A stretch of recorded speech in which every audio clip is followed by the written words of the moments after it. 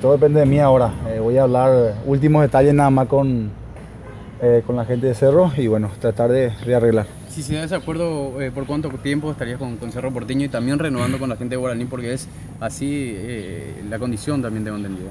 Claro, es las mismas condiciones en la cual vine el año pasado, un año préstamos y con la opción, ¿verdad? Pero como te dije, hay que ajustar detalles nada más y creo que no vamos a tener problemas. ¿Se podría dar hoy, Miguel, que acepte la propuesta de Guaraní y luego ya firme también la semana con Cerro?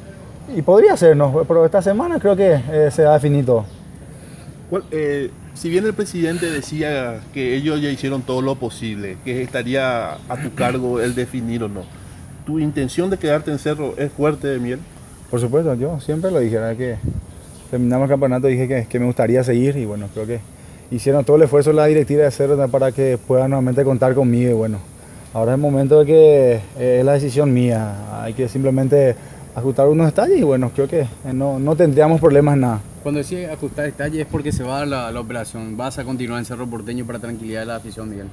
Claro, la idea es eso, tratar de ver unos detalles nada más, hablar con la gente y ver cómo. ¿Serían 6 meses o un año tu continuidad con Cerro Porteño?